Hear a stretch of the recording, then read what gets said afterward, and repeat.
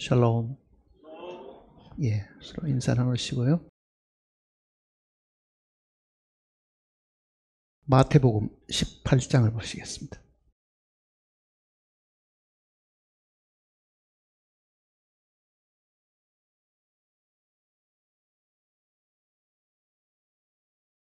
마태복음 18장 21절 말씀부터 보겠습니다.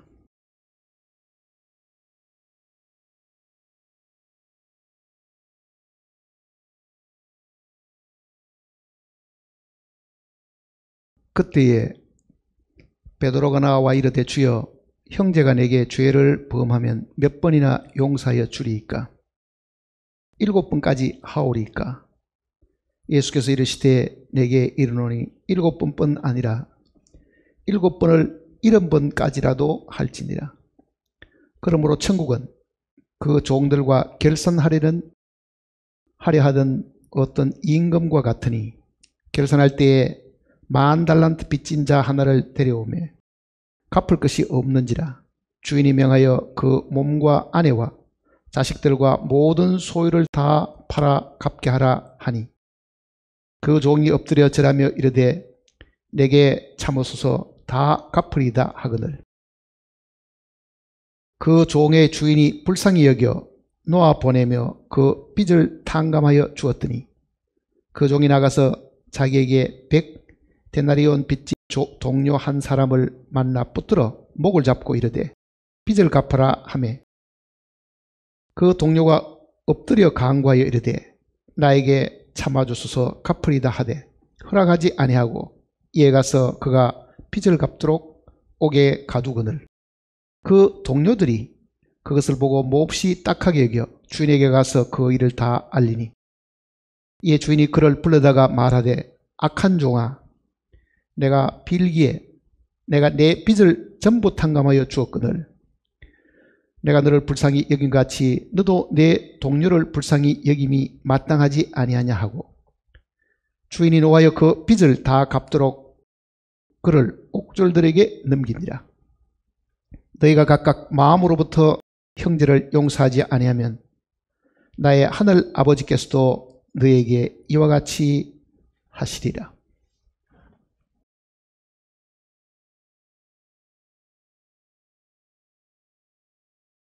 이 구절을 여러분들이 읽어보면, 특히 35절 같은 경우는요, 너희가 각각 마음으로부터 형제를 용서하지 아니하면 나의 하늘 아버지께서도 너희에게 이와 같이 하시리라. 아마 이 구절에 뭔가 막히는 듯한 느낌을 가지실 겁니다.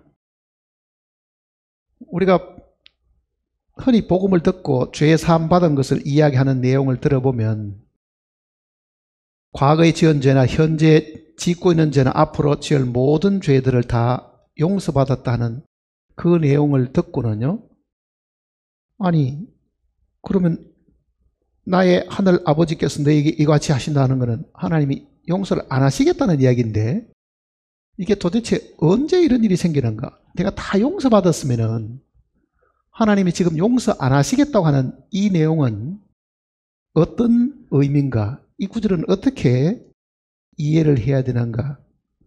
아마 조금 성경을 깊이 읽어보면 마음에 쉽게 이 답이 와닿지 않는 부분도 있는 것 같습니다. 그래서 오늘은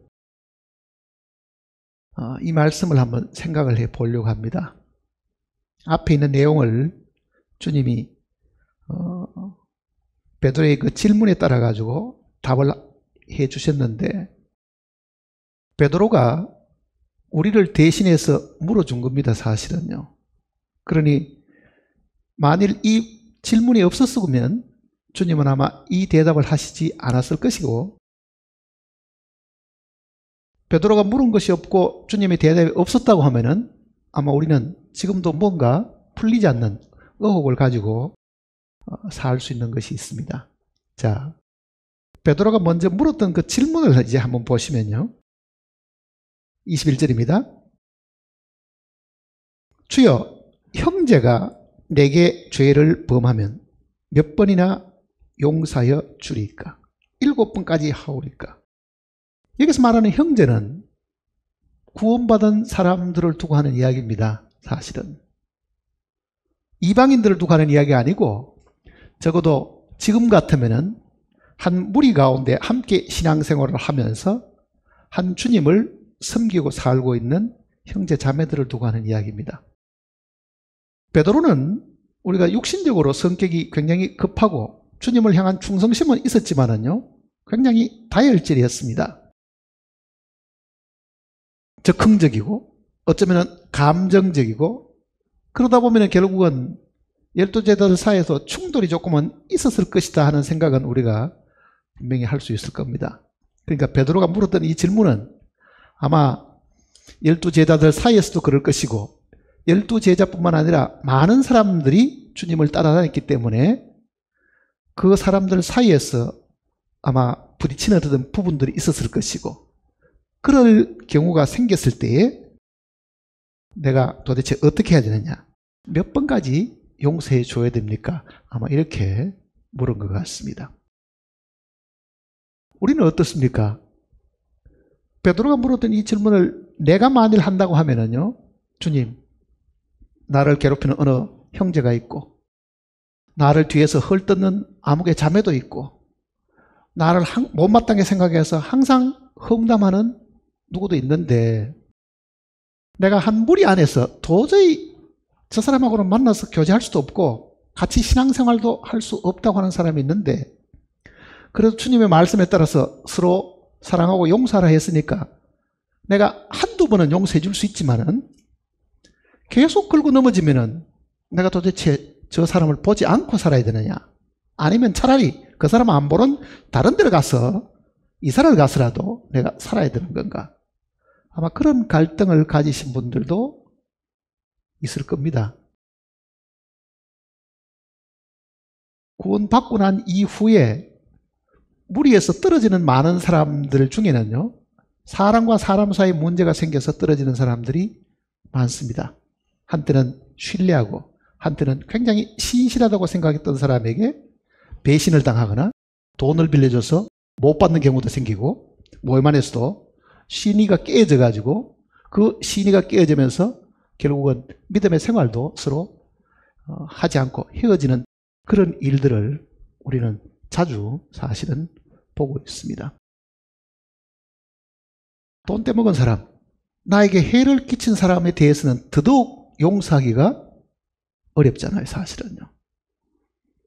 돈을 다 갚지 않는 한, 내 앞에 와서 빌지 않는 한, 내가 나서서 먼저 그 사람을 찾아가 가지고 어떻게 해줄 수 없으니까 결국은 우리는 그런 문제를 가지고 지금까지 신앙생활을 하고 있습니다. 해결이 안 된 상황, 아직도 어떤 형제나 자매하고는 뭔가 풀리지 않는 상황을 가지고 있으면서 서로 보지 않고 서로 만나지 않으니까 그저 편안하다고 생각하고 앉아서 우리는 말씀을 듣기도 하고 찬송을 사실 부르기도 하는데, 이게 주님 앞에 나중에 어떤 문제가 생길 건가를 한 번도 생각해 보지 않는 거예요.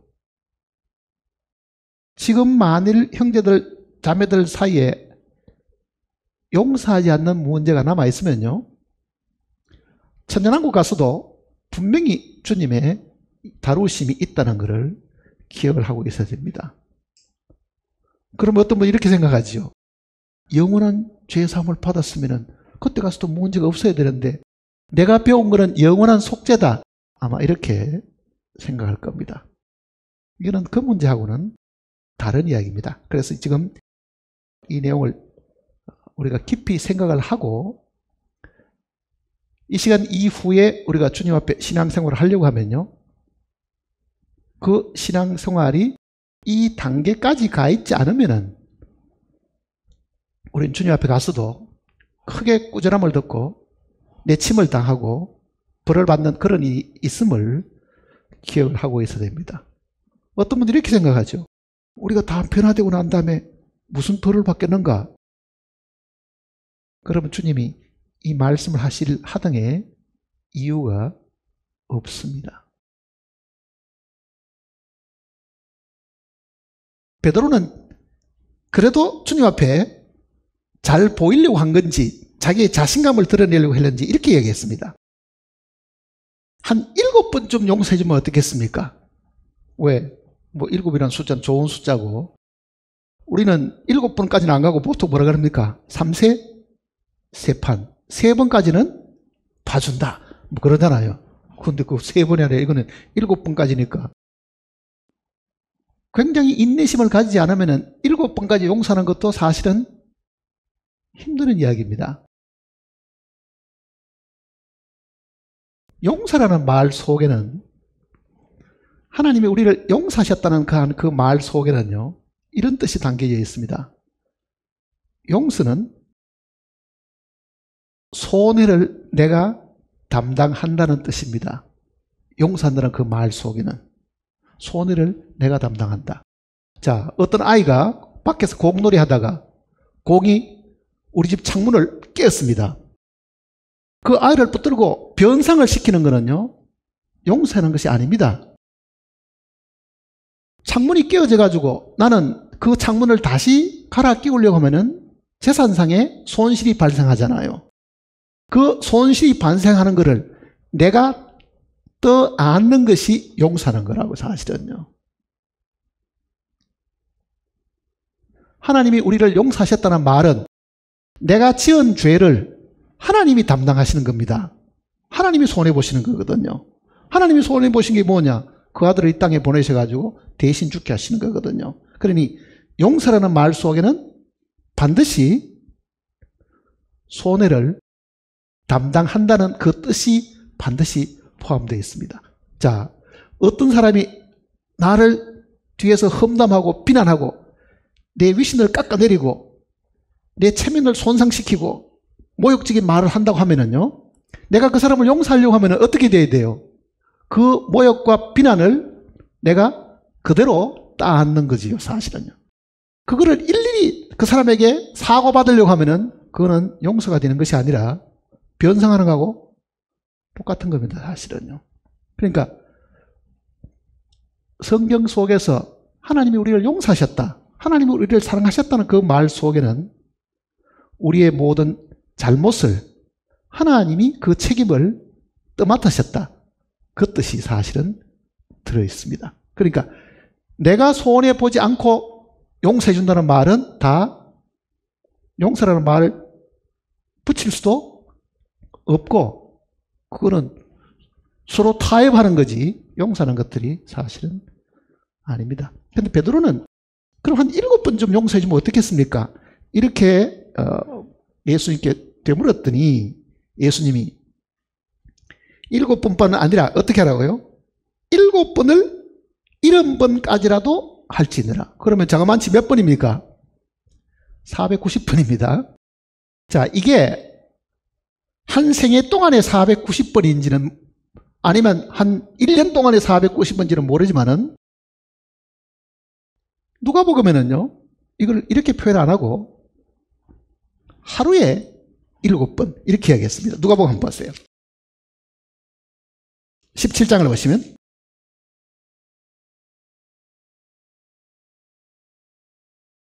누가복음 17장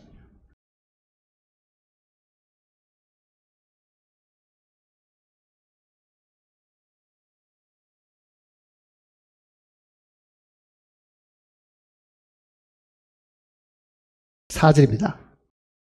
만일 하루에 7번이라도 내게 죄를 짓고 7번 내게 돌아와 내가 회개하노라 하거든 너는 용서하라 하시더라. 이 내용은 마태복음 18장에 있는 스토리하고는 다른 이야기입니다. 같은 상황의 내용을 설명한 것이 아니고 주님이 다른 이야기를 하시면서 이 말씀을 하신 거예요. 자, 7번에 70번 하는 그 이야기도 있고, 여기는 주님이 하루에도 어떤 사람이 나에게 7번씩이나 찾아와서 잘못을 회개한다고 하면 그것도 용서해 주라, 이렇게 말씀하신 겁니다. 그러니까 주님이 제자들에게 당부하는 이야기는 이 용서에 대한 이야기가 이제 있죠. 용서.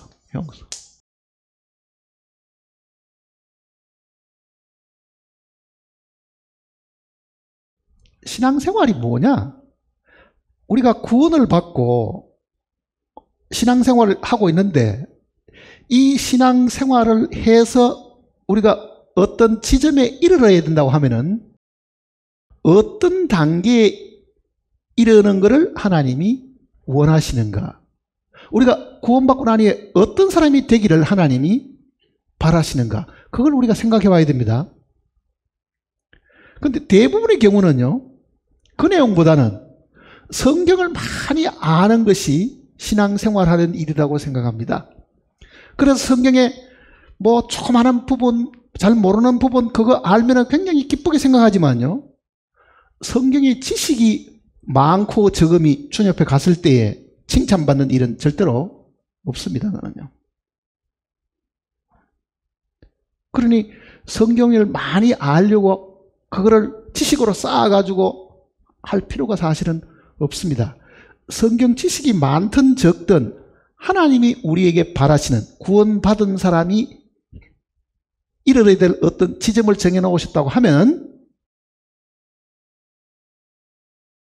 용서하는 사람이 되도록 하시는 거예요. 하나님이 우리를 용서하셨잖아요.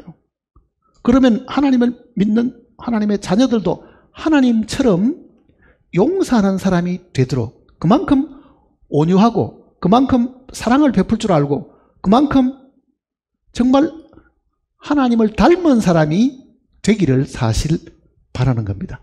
그러니까 성경을 달달달 다 외우고 성경의 많은 지식, 정말 어려운 성경의 구절까지도 다 알고 있다 하더라도 주님이 바라보시는 거는요, 네가 용서하는 사람이냐, 그거를 지금 보는 거예요. 우리는 갓 구원받았을 때는 이게 굉장히 힘듭니다, 사실은요. 그리고 구원받은 지가 오래되었어도 남의 허물을 정말 내가 손해보고 자기 것으로 따안고 참는 사람들이 사실은 드물잖아요. 그러니 주님이 바라시는 이 구원받은 사람들의 어떤 목표에 이르게 될 어떤 상태가 있다고 하면은 그거는 하나님이 거룩하신 것처럼 우리도 거룩한 사람이 되어야 되고, 하나님이 용서하시는 분인 것처럼 우리도 용서하는 사람이 되어야 됩니다. 이게 굉장히 중요하기 때문에 주님이 가르치신 기도 속에도 이 내용이 들어있습니다. 마태복음 6장을 보시면요,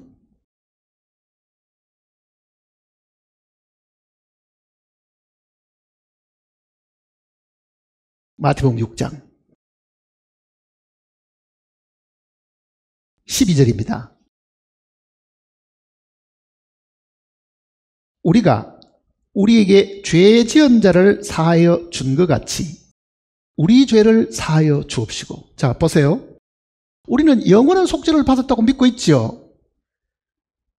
영원한 속죄를 받았는데 주님은 영원한 속죄를 받은 우리들에게 뭐 하라고요?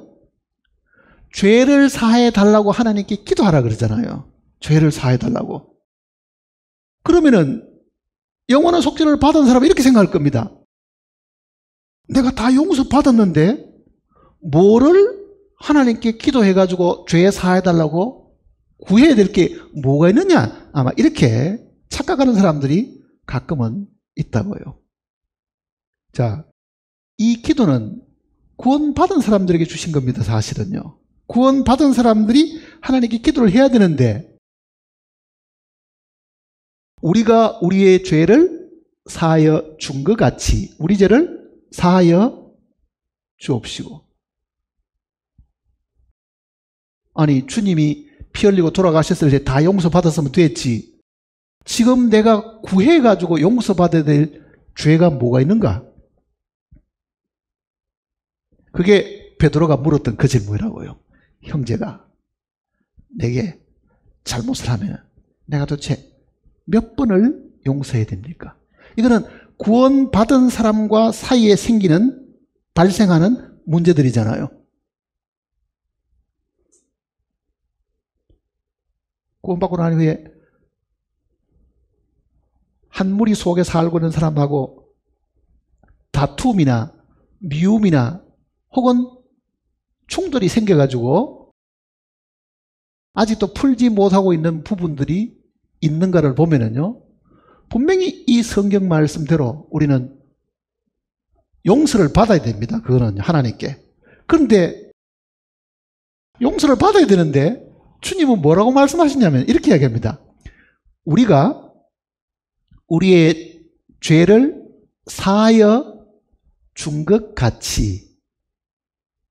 그러니까 구원받고 난 이후에 지체들 사이에 생기는 모든 이 문제들은요, 내가 하나님께 잘못해가지고 용서를 받으려고 하면 그 용서에 선행되어야 될 것이 한 가지가 있는데, 먼저 내가 해야 될 것이 있는데, 그게 뭐라는 이야기입니까? 우리가 우리에게 죄진 죄를 사하여 주는 것이 먼저가 되어야 됩니다.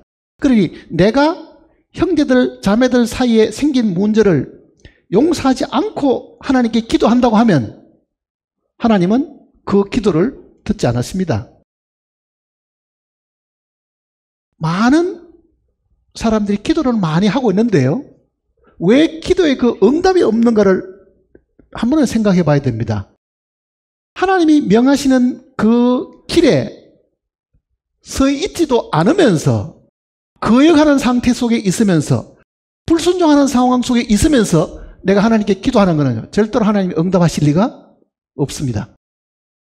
정말 내가 하나님께 구해서 기도해야 될 그 내용들이 정말 내 마음에 가슴을 후벼 파고 상처를 주고 괴로운 어떤 그런 일이 있다고 하면요, 주님은 뭐라고 말씀하십니까? 우리가 우리에게 죄진 자를 사하여 준 것 같이. 그러니까 그게 용서가 안 되고 있는데 내가 하나님께 더 좋은 것을 구해봐야 주님은 뭐라고 그러시겠어요? 네가 해야 될 일이 먼저 있다, 그 얘기잖아요. 네가 해야 될 일. 그걸 이어서 하시는 말씀을 한번 보세요. 14절 보시면요, 너희가 사람의 잘못을 용서하면 너희 하늘 아버지께서도 너희 잘못을 용서하시려니와 너희가 사람의 잘못을 용서하지 아니하면 너희 아버지께서도 너희 잘못을 용서하지 아니하시리라. 언제 용서를 안 한다는 이야기입니까? 내가 지금 용서를 안 했습니다. 죽을 때까지 용서 안 했습니다. 나는 그 사람 얼굴 보기 싫어. 더 이상 만나기 싫어. 나한테 얼마나 큰 상처를 주고 재산상의 손해를 얼마나 끼쳤는데 내가 절대로 그 사람은 내가 용서할 수 없어. 그러다가 죽었습니다. 그 사람이 주님 앞에 서면 어떤 문제가 생길 것 같아요? 영원한 속죄 속에 거기 다 끝났을 것 같아요? 그렇지 않습니다. 남아있어요, 그게. 그 내용을 설명하는 성경 구절이 있습니다. 12장을 보시면요. 12장. 마태복음 12장.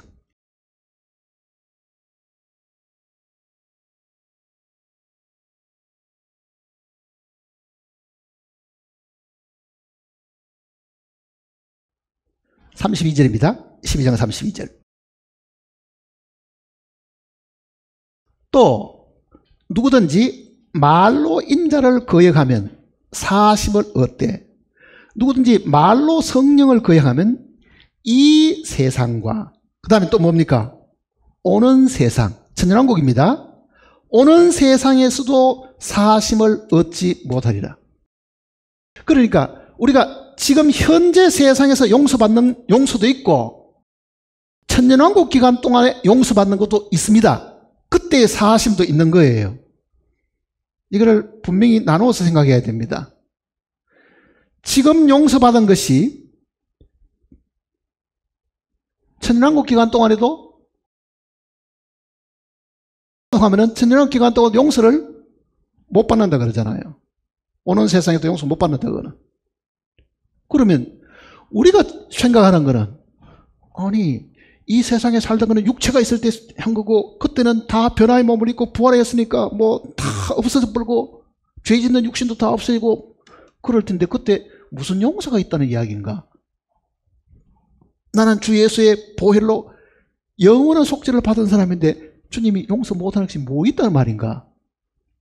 우리는 성경을 그렇게 한쪽만 보니까 지금 그런 오해를 지금 하고 있는 거예요, 사실은요.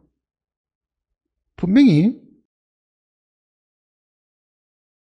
내세에 용서가 있다는 것을 분명히 이야기한 겁니다. 천년왕국 때에도 주님의 사심이 있다는 것을 지금 여기에 지금 우리에게 밝혀주고 있는 겁니다.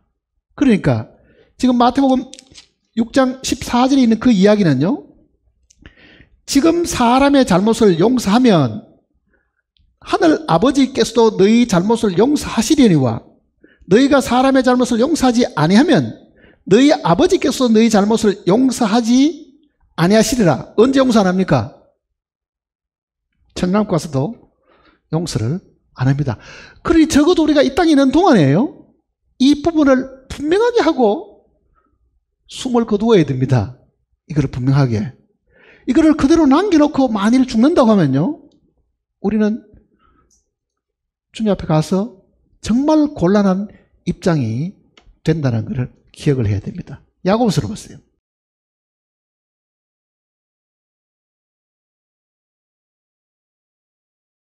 야고보서 2장입니다.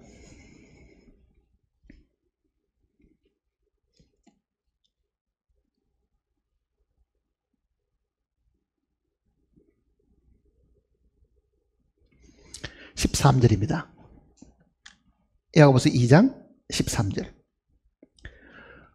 긍휼을 행하지 아니하는 자에게는, 긍휼이라는 것은 불쌍히 여기는 겁니다. 자비를 베푸는 겁니다. 사랑을 베푸는 겁니다. 긍휼을 행하지 아니하는 자에게는 긍휼 없는 심판이 있으리라.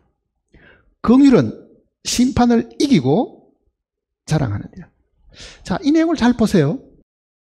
긍휼을 행하지 아니하는 자에게는, 그거는 지금 이 세상에서 긍휼을 행하지 않고 살면은 나는 구원받은 형제들에 대해서 마음에 불쌍히 여기는 마음도 없고 용서하는 마음도 없고 눈에는 눈, 이에는 이로 갚아야 되겠어. 저 사람이 나에게 이렇게 악하게 되었으니 나도 저 사람 용서할 수 없어 하고 만일 내가 긍휼을 베풀지 않고 살았다고 하면 주님 앞에도 주님도 나를 긍휼 없이 대하신다, 그 뜻입니다. 언제?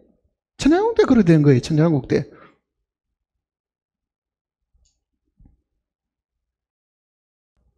그러니 지금 우리의 이 신앙 생활은 지금 서로 용서하고 서로 사랑을 베풀고 사는 거는요, 주님의 이 심판 대표 썼을 때 긍휼함을 얻기 위한 겁니다. 한번 생각해 보세요. 우리는 나름대로 열심히 살고 열심히 봉사하고 열심히 하나님께 드렸다고 생각하지요. 그런데도 오늘 만일 내가 죽는다고 생각하면은 내가 열심히 한 것이 부족하다는 걸 다 느끼잖아요. 자, 지금 주님 오시면은 당당하게 자신 있게 만날 수 있는 사람이 있습니까? 구원은 받았지만은 여전히 마음에 죄가 있음을 알고 남 몰래 죄 짓고 있는 것도 알고 남 몰래 남 용서하지 않는 것도 알고 그 부족한 것을 알다 보니까 심판대에 서려고 하면은 어떤 생각이 됩니까? 두려움이 있죠. 자, 심판자 앞에 서면은 우리는 뭐라고 말씀하겠어요? 심판주이신 주님, 저를 긍휼히 여기소서. 내가 이 땅에 사는 동안에 마음은 원이로되 정말 육신이 약해가지고 제가 하나님의 뜻대로 다 못 살고 항상 부족하고 하나님은 이렇게 말씀하셨지만은 저는 꼭 반대로 살았습니다. 그러니 저에게 긍휼을 베풀어 주소서, 자비를 베풀어 주소서. 아마 이렇게 그 앞에 구할 겁니다. 그때 주님의 긍휼하심을 얻으려고 하면 지금 뭘 하라는 이야기입니까? 긍휼을 베풀고 살아라, 용서하고 살아라, 그렇게 이야기하신 겁니다. 이 내용은요. 그러니까 긍휼을 행하지 아니하는 자에게는 긍휼 없는 심판이 있으리라. 심판대 앞에 섰는데 주님이 나를 원리 원칙대로만 따진다고 하면은 내가 그 앞에 어떻게 서겠어요? 그런데 긍휼이 있는 심판이면은 어떻어요? 네가 비록 잘못한 것도 있지만은 너도 네 잘못을 깨닫고 형제들이 너에게 잘못할 때 너도 긍휼을 베풀었으니 나도 너에게 긍휼을 베풀마. 그렇게 하신다는 뜻이잖아요.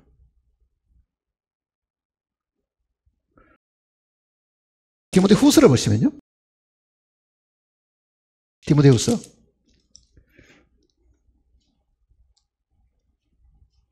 1장입니다.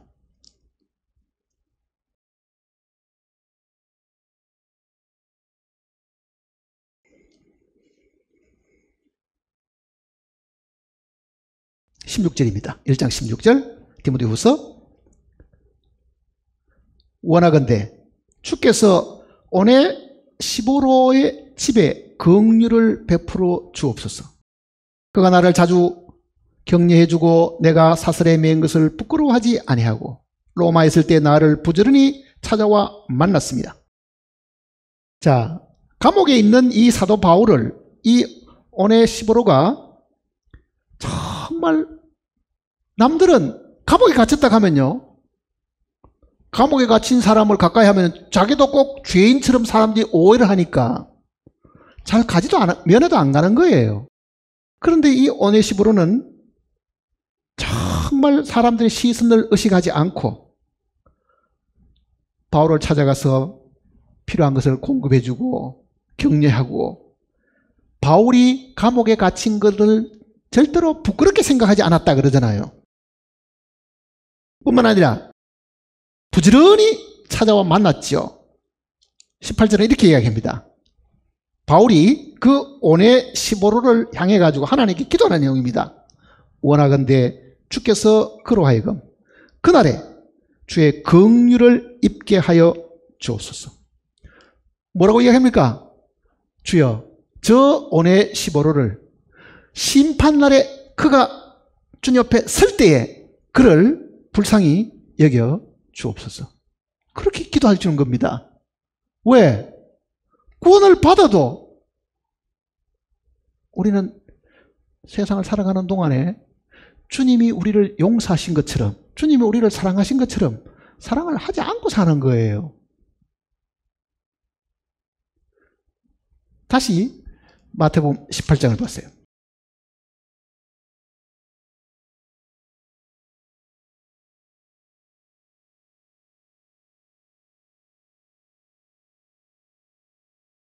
예수님의 이 비유를 잠깐 한번 보십시다. 23절입니다. 그러므로 천국은 우리가 장차 이르게 될 천년왕국을 두고 하는 이야기입니다. 그 종들과 결산하려 하던 어떤 임금과 같으니, 이 임금은 예수님을 두고 하는 이야기잖아요. 왕으로 오시는 예수님을 두고 하는 이야기입니다. 결산할 때에 10,000달란트 빚진 자 하나를 데려오매 갚을 것이 없는지라 주인이 명하여 그 몸과 아내와 자식들과 모든 소유를 다 팔아갖게 하라 하니 그 종이 엎드려 절하며 이르되 내게 참으소서 다 갚으리다 하거늘 그 종의 주인이 불쌍히 여겨 놓아 보내며 그 빚을 탕감하여 주었더니 그 종이 나가서 자기에게 100데나리온 빚진 동료 한 사람을 만나 붙들어 목을 잡고 이르되 빚을 갚으라 하되 그 동료가 엎드려 간구하여 이르되 나에게 참아주소서 갚으리다 하나 허락하지 아니하고 이에 가서 그 빚을 갚도록 오게 가누거늘. 자, 여기까지 보면요, 주님 앞에 사는 우리들의 모습입니다. 자, 한 종이 10,000달란트를 빚을 졌습니다. 10,000달란트. 여기 지금 달란트도 나오고 데나리온도 나오죠. 달란트, 데나리온.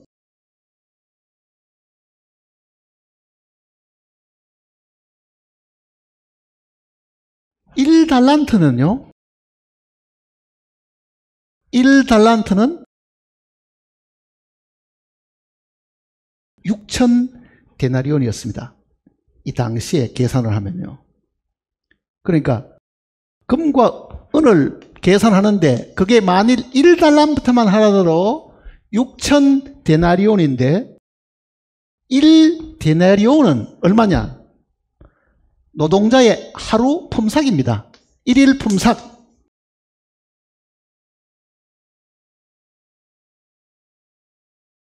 일일 품삯이라고요.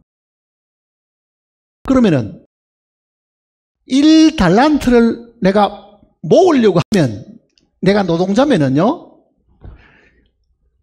6천 데나리온을 벌어야 되는데 하루에 1달란트밖에 못 벌면은 이 6천 데나리온, 즉 1달란트를 모으려고 하면은 한 노동자가 365일 하루도 안 쉬고 매일 일을 하면은요 16년이 걸립니다. 자그만치.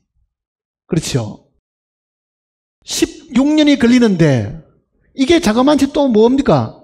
1달란트가 아니고 10,000달란트면요 16만 년이 되잖아요. 자그마치 16만 년. 16만 년은 매일 1달란트씩 모아가 16만 년이 걸려가지고 벌 수 있는 그 돈을 빚을 졌는데 탕감시켜줬다. 그 얘기잖아요. 근데 유대인들은 안식일날 일을 안 하면은 365일이 아니라 300일밖에 일 못합니다. 그렇죠? 300일로 따지면은 이거는 자그만치 20만 년 정도의 빚을 탕감해 준 거예요. 20만 년.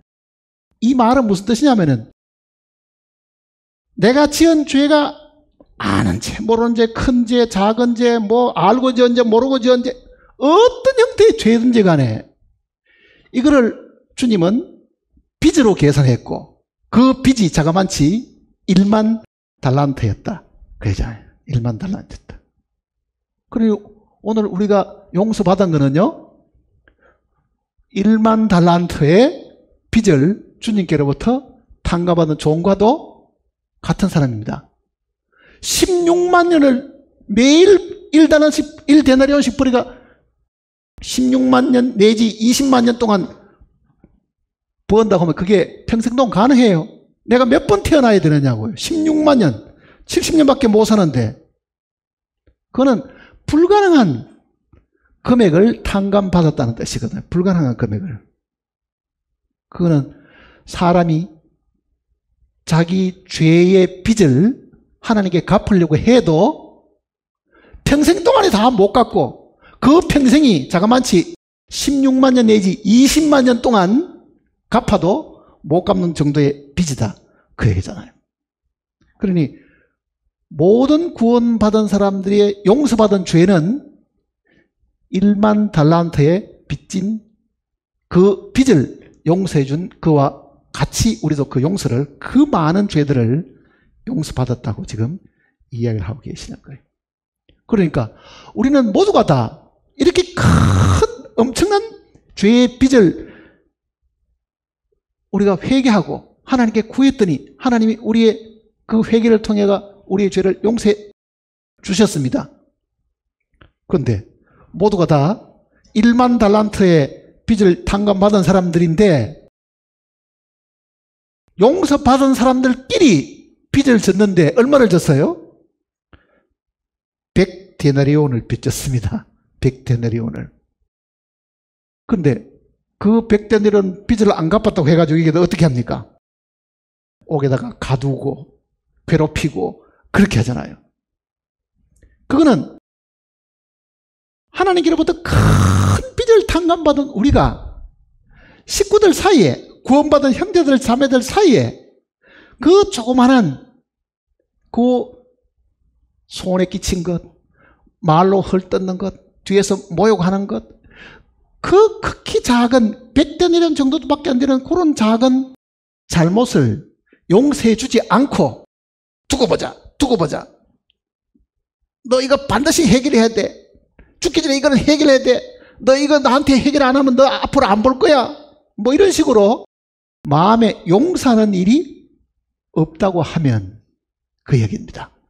자, 31절 보세요. 그 동료들이 그것을 보고 몹시 딱하게 여겨. 이 동료들은 구원받은 성도들이니까 교회 입장을 두고 하는 얘기입니다. 교회의 마음은요, 아이고 저래가 안 되는데 그렇게 얘기하는 거죠. 주인에게 가서 그 일을 다 알리니 이에 주인이 그를 불러다가 말하되 악한 종아 내가 빌기에 내가 내 빚을 전부 탕감하여 주었거늘 내가 너를 불쌍히 여김같이 너도 내 동료를 불쌍히 여김이 마땅치 아니하냐 하고. 자, 지금 우리가 용서를 해줄 수 없다고 하면 뭘 생각해 봐야 되겠어요? 저 사람은 나한테 100데나리온을 빚졌는데 나는 더 큰 거를 탕감 받았다는 거를 기억을 하고 있어야 되는 거잖아요, 사실은요.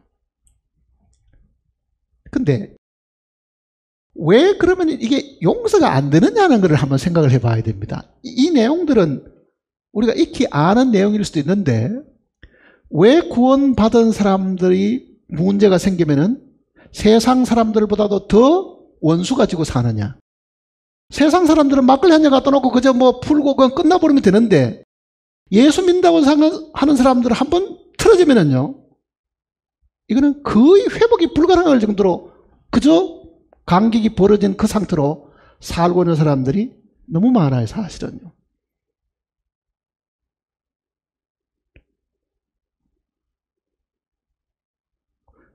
왜 그렇게 했어요?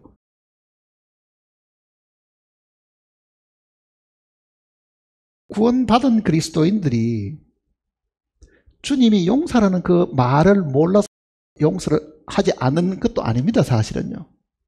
내가 너희를 사랑하지 너희도 서로 사랑하라. 그 사랑이라는 말은 결국은 용서하는 건데 왜 이게 안 되는가? 이거를 우리가 생각을 해봐야 됩니다. 왜 내가 지금 용서를 못하고 있는가? 만일 내가 지금 용서를 못한다고 하면은 주님이 이렇게 말씀하십니다. 34절 보세요. 주인이 노하여.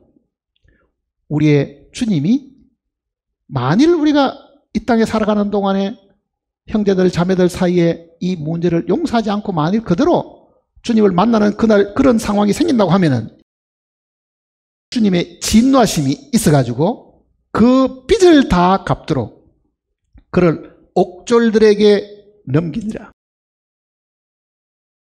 이게 성경에서 말하는 저 바깥 어두운 데다가 가둬둬라. 구원을 받은 사람들인데도요, 어둠에 처할 수 있는 내용을 지금 설명해 주는 이야기입니다. 구원받은 사람. 이 지옥 가는 게 아닙니다. 분명히 천년왕국 기간 동안에 사함받지 못한 사람들이 있습니다. 그 기간이 얼마일지는, 그게 1년이 될지 2년이 될지는 모르지만은 분명히 주님의 진노하심 때문에 이 땅에 해결하지 못한, 용서하지 못한 것이 남아있는 사람으로 하여금 주님이 옥에다가 넘기라. 그 다음에 35절 같이 읽어볼까요? 너희가 각각 마음으로부터 형제를 용서하지 아니하면 나의 하늘 아버지께서도 너희에 위해 이와 같이 하시리라. 언제 이와 같이 합니까? 천년왕국 기간 동안 그렇습니다. 천년왕국 기간 동안.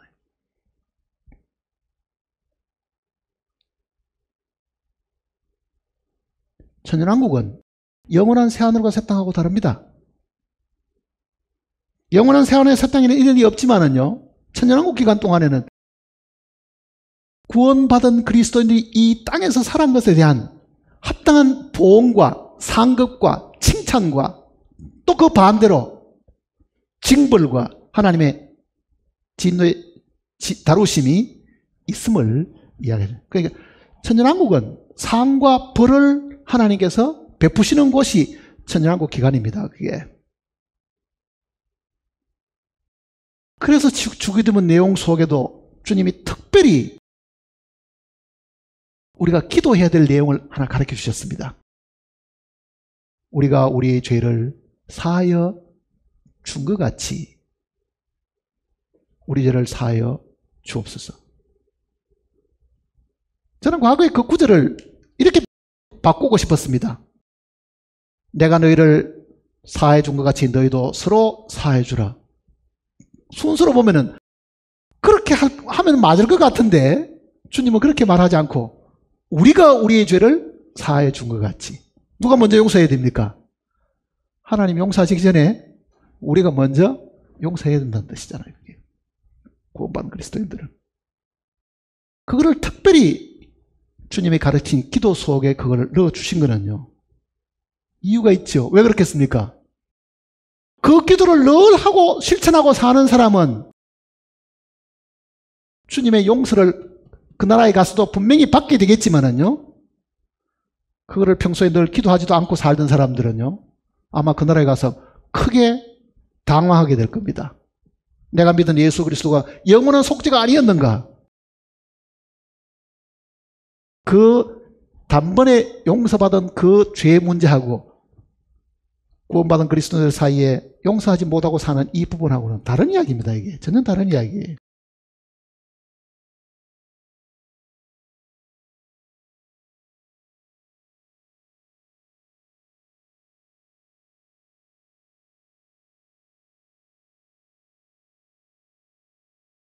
매일의 이 삶 속에 주님이 우리에게 바라시는 것은 우리의 거룩입니다. 사실은요, 거룩. 구원받은 그리스도인들은 구원을 받고 이 거룩한 생활을 사실 하도록 부름을 받은 사람들입니다. 베드로전서 1장을 보시면요,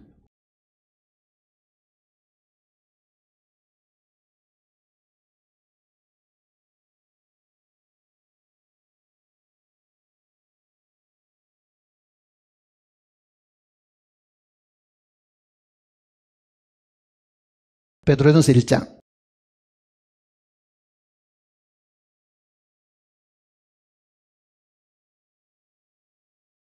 13절부터 보시겠습니다. 베드로전서 1장 13절. 그러므로 너희 마음의 허리를 동이고 근신하여 예수 그리스도께서 나타나실 때에 너희에게 가져다 줄 은혜를 온전히 바랄지어다. 너희가 순종하는 자식처럼 전에 알지 못할 때에 따르던 너희 사욕을 본받지 말고 오직 너희를 부르신 거룩한 이처럼 너희도 모든 행실에 거룩한 자가 되라. 기록되었을 때 내가 거룩하니 너희도 거룩할지어다 하셨느니라. 내가 거룩하니 너희도 거룩할지어다. 하나님이 거룩하신 분이기 때문에 하나님과 더불어 살려고 하면, 하나님 앞에 서려고 하면은 우리도 거룩하지 않으면은 안 된다는 말과도 같은 이야기잖아요. 하나님은 거룩하신 분인데 그 거룩의 수준에 미치지 못한 사람들이 그 앞에 설 수가 없음을 이야기하는 겁니다. 자, 재림은 하나님이 이 땅에 다시 오시는 겁니다. 그런데 우리가 거룩한 삶에서 아주 동떨어진 삶을 살았다. 그러면 그 앞에 서기가 어떻겠어요? 멀리 있어야 되죠. 멀리. 가까이도 못 가고. 이왕 천연왕국까지 올라오기는 올라왔지만은요, 주님이 계시는 그 가까이는 못 가고 아마 멀찍이 어두운 데 살아야 될지 모릅니다. 마치 그거는 옛날에 임금이 살던 서울에 이 임금이 살고 있는 궁전이 있고 죄인들을 어디다가 보냅니까? 저 유배지에다가, 섬에 보내든지 어디에 사람이 안 사람 어디 꼴짝에다가 보내놓고, 같은 나라에 있어도요 그 인근 가까이에 근처에 있지를 못하게 하고 외진 곳에 혼자 외톨이로 살게 하는 것이 유배 보내는 거잖아요. 사실은요, 유배 보내는 거. 자, 내가 거룩하니 너희도 거룩하라 그러죠. 거룩이라는 이 말 뜻은 우리가 이미 공부했습니다. 거룩은 구분한다는 뜻입니다. 그래서 우리는 보통 이거를 성별 그러잖아요. 성별. 거룩할 성자에 구분한다는 성별. 거룩하게 구분을 했다. 그 얘기입니다. 거룩하게 구분을 했다. 모든 이 땅에 있는 것들은 다 세속적이고 육에 속한 것이고 죄에 속한 것인데, 그 땅에 속한 것 중에 하나님 것으로 드려지게 되면, 그게 거룩이 구분한 거잖아요. 땅의 것 중에 거룩히 구분을 해서 하나님께 드려지게 되면 그 사람은 그때부터 거룩한 사람이 사실되는 겁니다. 그러니 세상에서부터 우리를 불러내어 가지고 따로 있게 하셨습니다. 이거는 세상이고, 여기서 거룩하게 구분해 가지고 따로 있게 하셨습니다. 이게 교회잖아요. 교회. 교회라는 것은 에클레시아, 밖으로 불러낸 무리, 그런 뜻입니다. 그러니 불러낸 무리가 될 그때 이 사람들은 다 거룩한 사람들이 된 겁니다. 내가 교회 안에 들어왔다는 것은 하나님이 장차 멸망당할 이 악하고 엄란한 이 세상에서부터 나를 거룩하게 구분해서 교회 속에 넣어주신 거거든요. 교회는 그리스도의 몸이지요. 이 세상에서 제일 거룩한 곳은, 너희들 말대로 하면은요, 이스라엘이고, 이스라엘에서 제일 거룩한 것은 예루살렘이고, 예루살렘에서 제일 거룩한 것은 성전이고, 성전에서 제일 거룩한 것은 지성소다 그러잖아요. 하나님이 계시는 곳. 그러니까 우리도 세상에서 거룩하게 구분해서 따로 있게 하셨습니다. 그러니 우리는 구원받는 그날로 거룩한 백성이 되었습니다. 거룩한 백성이 되었으니까 거룩하게 살아라고 말하는 거죠. 거룩하게 살면은 거룩한 백성이 되는 게 아니라 우리는 구원받는 그날로 사망에서 생명으로 옮겼고, 이 악한 세상에서부터 하나님의 아들의 나라로 우리를 옮기셨기 때문에 우리가 처해 있는 그 장소는 거룩한 곳입니다, 사실은. 자, 거룩한 곳에 들어와 있는 우리로 하여금 거룩한 삶을 살아라고 지금 말을 하는데, 예수님께서 지금 이렇게 말씀하셨습니다. 마태복음 16장 24절입니다.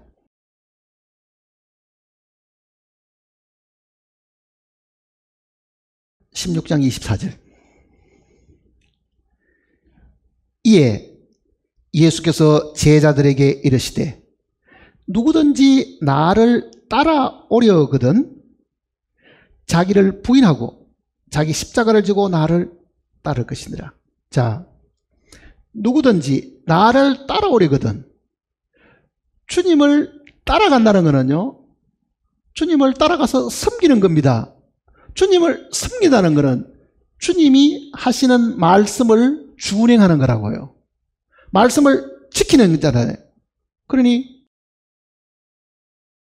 주님의 종이 되어가지고 주님이 하시는 말씀을 지키는 사람이 되려고 하면, 오늘 우리는 모두가 다 거룩이 분별된 사람들인데, 개인적으로 이거는 주님이 우리를 그렇게 해주신 것이고요, 개인적으로 그래 나도 이제 거룩한 사람이 되었으니 주님을 진짜 섬기는 사람이 되어야 되겠다, 정말 내가 주님을 따라가야 되겠다, 주님의 말씀을 실천해야 되겠다 하면은 그게 내가 세운 의지고 뜻일 수 있죠. 그때 어떤 일이 있어야 되느냐, 그거를 주님이 이야기하신 겁니다. 참으로 죄 사함 받은 그리스도인들이 주여 나는 주님이 나를 이 악하고 엄란한 세상에서 구출하셔서 당신의 아들의 나라에 나를 넣어주셔가지고 나를 거룩한 백성이 되게 하셨으니 나도 정말 거룩한 백성으로 살고 싶습니다. 주님의 계명을 실천하고 살고 싶습니다. 내가 하나님 앞에 뜻을 그렇게 전했습니다. 그러면 주님이 뭐라고 말씀하신다는 이야기입니까? 여기 지금 이야기입니다. 따라오려거든, 그러죠? 따라오려거든. 첫째는 뭐라고요? 자기를 부인하고 자기 십자가를 지고,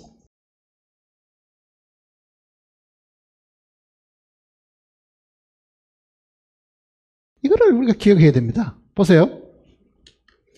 왜 남이 나에게 비난하고 욕하고 손해 끼친 것을 내가 용서할 수 없는가? 왜 용서 못해요? 이유가 있습니다. 다 용서 못하지요. 용서하려고 하면은요, 선행돼야 될 것이 반드시 있습니다. 그게 이겁니다. 내가 나를 부인하지 않는 한, 내가 내 존재 자체를 완전히 없는 것으로 인정하지 않는 한, 나라는 존재는 더 이상 존재하지 않는다고 내가 시인하지 않는 한, 남이 나에게 하는 그 말을 나는 분명히 기억하고 되갚아 주려고 하고 있는 거죠, 사실은요. 사랑을 못하는 것이 아니라 사람은 기본적으로요, 죄가 뭐냐? 죄가 뭐냐 물으면은, 자, 죄가 뭐냐? 왜 죄가 발생하느냐? 왜 발생해요? 이겁니다.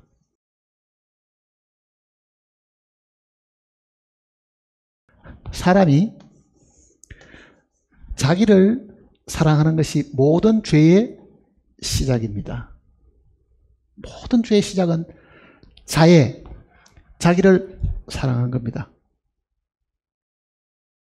내가 누구를 시기한다, 누가 밉다. 자, 시기하고 미워하는 것은 죄지요.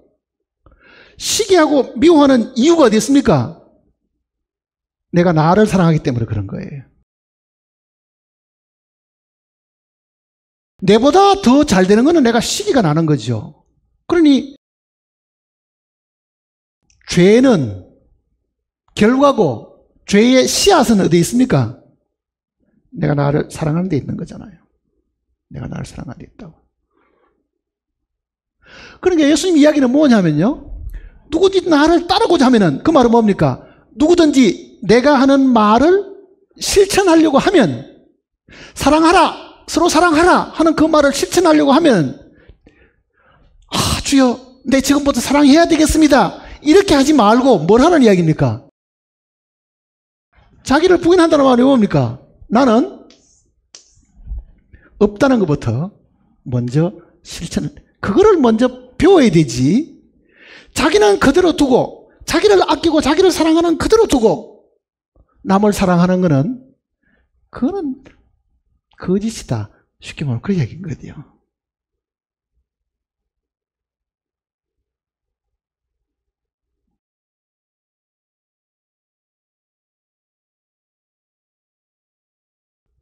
길을 가는데 비가 와가지고 물이 흥건한데 자동차가 지나가다가 팍 물을 튀가 그날 출근하는데 옷을 다 이렇게 흙탕물로 지금 튀겼습니다. 화가 납니까? 안 납니까?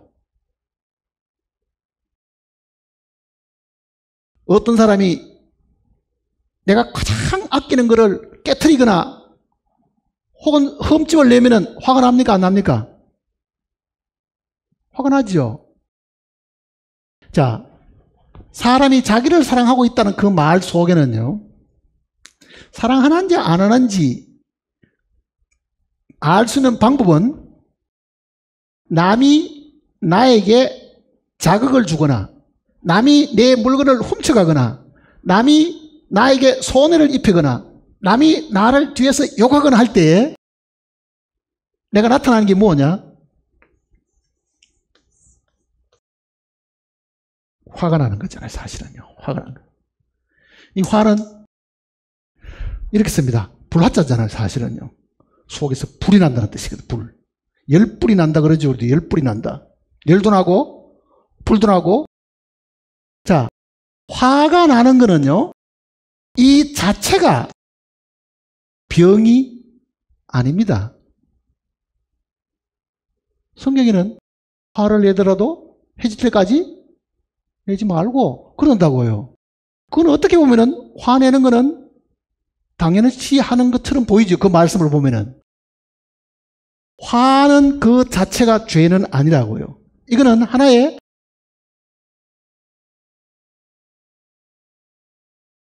병으로 따지면은 정상에 해당하는 겁니다. 자, 감기 걸리면은 열이 납니다. 아프다 그러면 우리는 손을 이렇게 대보잖아요. 열이 있네? 자, 열은 내 몸에 어딘가 이상이 있다는 것을 가르쳐 주는 거지, 열 그 자체가 병은 아니죠. 그게 어디 습거나 곪아가지고 열이 나는 것 뿐이지, 열 그 자체는 좋은 겁니다. 왜? 열이 있어야 무슨 병이 있는지를 알아볼 거 아니에요. 정상이 있어야 진짜 병이 뭔지를 알아볼 거라고요. 그러니까 화를 내는 그 자체는 병에 대한 하나의 증상으로 나타난 것이지, 그 자체가 병이 아니라고 하면은 내 옷을 흙탕물을 튀긴 그 운전수를 두고 내가 화를 내는 거는요, 왜 화를 냅니까? 이게 어제 내가 다 하나 맞춰 입은 옷인데 그 옷은 어때요? 내가 거기에 뭘 하고 있습니까? 굉장히 애정을 쏟고 내가 아끼고 하는 거잖아요. 내가 그게 사랑을 쏟아붓고 있는 거예요. 그러니까 내가 사랑하는 것에 대해서 누가 흠집을 내면은 거기에 화가 나는 거죠, 사실은요. 그 화로 인해 가지고 욕을 하는 것은 죄가 되지만은 그 화 자체는 사실은 하나의 정상에 해당하는 겁니다. 정상에. 자, 반대로 이야기해 보세요. 내가 평소에 늘 작업복으로 입고 있는 옷이 있습니다. 여기 페인트도 묻어 있고 뭐 흙도 묻어 있고, 누가 지나가다가 뭐 혹시 더럽혔더라도 내가 별로 귀하게 생각하지 않는 것에 대해서는 어떻게 생각합니까? 아이고 괜찮습니다. 이건 뭐 작업복인데 괜찮습니다. 가세요. 왜 그랬어요? 이거는 내가 여기에 대해서 그만큼 애정을 가지고 있지 않다는 뜻이잖아요. 애정을 가지고 있지 않다. 그러니까 내가 아끼는 모든 것들은 죄의 시작입니다, 사실은요. 그러니까 주님은 네가 먼저 제거되어야 된다. 사랑을 하려고 하면은 나도 사랑하고 남을 사랑하는 그런 경우는 없습니다, 사실은요. 성경에서 말하는 사랑은 나는 없고 상대방을 사랑하는 거예요, 그게. 그러니 진짜 사랑은 내가 무시당하고 거절당하고 부인당하고 난 이후에 나타나지, 나도 아끼고 상대방도 존중하는, 요즘으로 말하면 양쪽 다 윈윈하는 그런 일들은 안 생기는 거죠. 절대로 그런 일이 안 생깁니다. 그럼 보세요. 주님은 분명히 지금 내가 어떤 사람을 용서하지 않으면 나도 너를 용서하지 않겠다고 말하는데, 그 용서를 하려고 해도 그게 주님의 명령인데 그 명령을 오늘 처음 듣는 것도 아니잖아요. 왜 그게 안 되느냐? 왜 안 돼요? 내가 사랑하는 것이 있기 때문에 그렇다는 거잖아요. 그게 자기 자신입니다. 자기 자신. 그래서 예수님께서 누구든지 나를 따르고자 하면, 누구든지 내 계명을 지키고자 한다면, 정말 내 명령한 대로 살려고 한다면 제일 먼저 자기라는 이 존재 자체가 부인되지 않으면 그게 불가능하다, 그 얘기잖아요.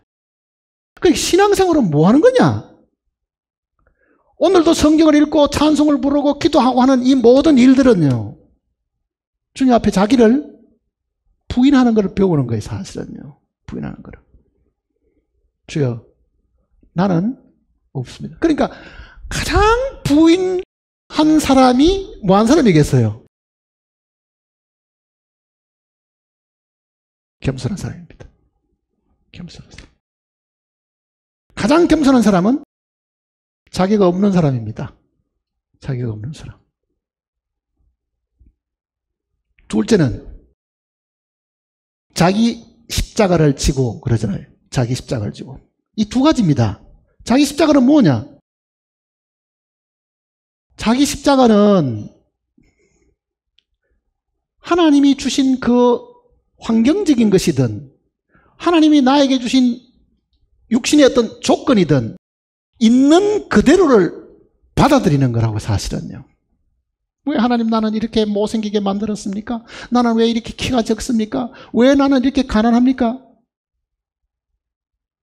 그게 아니고요. 이거는 하나님이 미리 아시고 나에게 주신 것이니까 그거를 있는 그대로 받아들이는 겁니다. 그런데 우리는 마음속에서 얼마나 많은 불평을 하고 있습니까? 왜 하필이면 우리 집에만 이런 우환이 생겨가지고 이렇게 고통을 줍니까? 왜 우리 부모를 주님께서 일찍 데려가셔가지고 내가 어릴 때부터 이렇게 고생하게 만듭니까? 그것뿐만 아니고 남들이 나에게 비난하고 욕하는 것도 그렇잖아요. 내 주변에 나를 괴롭히고 못살게 굴고 하는 그런 모든 것들도 하나님 편에서 보면은 이게 안배를 해놓은 거예요. 필요해서 이걸 분명히 우리에게 주신 것인데도 그 환경을 하나님이 주신 멍에나 주신 십자가로 받아들이지 않고 불평을 하면 그거는 주님의 명령을 지킬 수가 사실은 없습니다. 주여, 이렇게 된 것이 다 주님의 뜻입니다. 이게 다 주님의 뜻입니다. 그러니 나는 이거를 받아들이겠습니다. 내 주변에 나를 비난하고 욕하고 헐뜯는 사람이 있는 것도 하나님이 내 주변에 이런 사람을 두셨으니 주여, 분명히 나를 믿음의 시련을 통해서 나를 단련시키고 나로 하여금 인내를 배우게 하시려고 이 환경을 주셨으니 나는 이 십자가를 지겠습니다. 그러잖아요. 그 십자가를 지겠습니다. 이 두 가지를 배워야 용서를 할 수 있습니다. 사실은요. 이거 없이는 용서가 안 돼요. 절대로 용서가 안 되잖아요.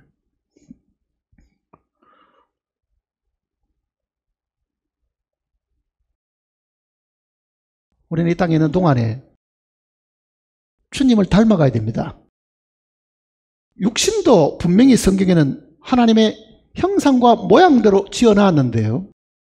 구원받은 우리에게는 하나님의 생명이 들어와 있기 때문에 그 생명의 본성대로 사실 살아야 되는데 우리는 새로운 생명의 본성대로 살지 않고 예생명의 본성 그대로 자기를 아끼고 자기를 존중하게 생각하고 자기를 사랑하고 그 생명을 따라 살다 보니까 구원받고도 열매라는 것이 없고 결실이라는 것이 없는 거예요. 사실은요. 그게.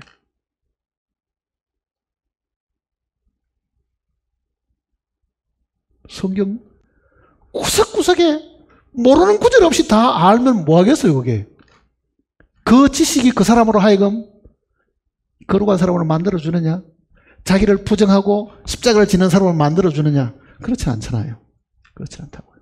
기왕 우리가 주님께로부터 죄사함 받고 정말 주님을 섬기는 사람이 되려고 하면 우리는 이 땅에 있는 동안에도 이거를 분명히 배워야 됩니다. 분명히 배워야 돼요.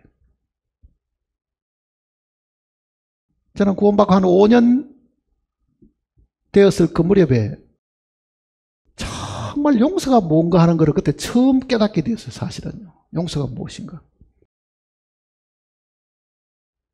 그 간증을 여러분들 들은 분들도 계시니까 뭐 이 자리에서 다시 할 필요는 없는데 성경 말씀대로 예물을 드리다가 형제에게 원망 들을 만한 일이 있으면 예물을 그 앞에 제단 앞에 두고 먼저 화해하고 나서 예물을 드리라는 그대로 그 사람하고 화해해 보려고 여러 번 시도를 했는데 안 되는 거예요. 다 깨져버리고 오히려 더 오해를 받는 그런 일까지 생기고 그러다가 정말 극적으로 정말 이건 하나님의 도움이 아니면 불가능한 일이 생겼는데 용서가 뭔가를 그때 처음 알은 거예요. 사실은요. 용서가 어떻게 용서해야 되는지도. 그때를 제가 지금도 생각하면요. 만일 내가 그때 그 문제가 풀리지 않았으면 그 사람은 죽어버렸는데 나는 아직도 그 사람을 용서 못했다고 하면은 내가 이 용서 못한 마음을 가지고 주님을 만난다고 하면은 분명히 나도 너를 용서하지 아니리라 이 말씀에 딱 걸리잖아요. 나도 너를 용서하지 아니리라.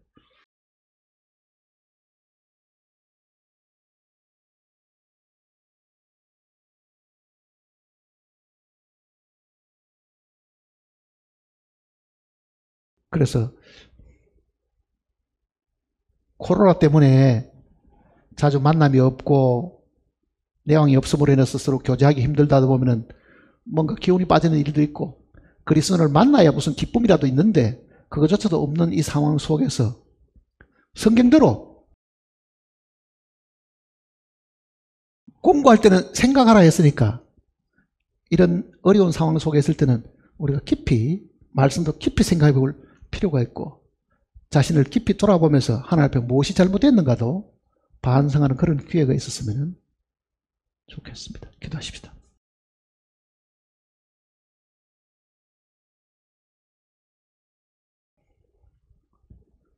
걸어가신 아버지 하나님,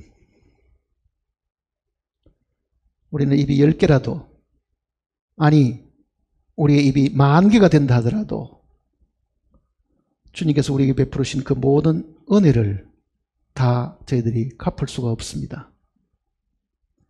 받은 은혜가 크고 주님께서 우리를 베푸신 사랑이 놀랍지만은 우리는 그는 자주 잊어버리고 현실에서 부딪히는 작은 문제 때문에 너무나 많은 신경을 쓰고 괴로워하고 답답할 때가 많습니다. 주여, 우리 자신을 돌아보지 않고 말씀대로 매일 생활 속에서 우리 자신을 죽음에 차도록 우리를 훈련시키시고 돌봐주시옵소서. 우리는 더 이상 존재하지 않음을 주님께서 깨닫게 해주셨으니 매일 생활 속에서 이를 부인하고 살아갈 수 있도록 저희들을 지키시옵소서. 그리고 참으로 주님께서 우리에게 주신 이 계명들을 매일의 삶 속에서 실천하고 사는 저희들이 되게 복을 허락해 주시옵소서. 주님 만날 때 우리 중에 어떤 사람도 주님께로부터 악하고 게으르다고 하는 주님의 질책을 받지 않도록 항상 이 땅에 살아가는 동안에 주님의 그 엄중하신 말씀을 기억하고 살도록 도와주시옵소서. 우리 중에 어떤 사람도 주님 앞에 가서 내가 쫓기는 사람들이 없도록 주님 우리를 지켜주시옵소서. 우리를 죄악 가운데서 구원하신 주님께 모든 것을 부탁드리옵고 우리 주 예수님의 크신 이름으로 간절히 기도드립니다.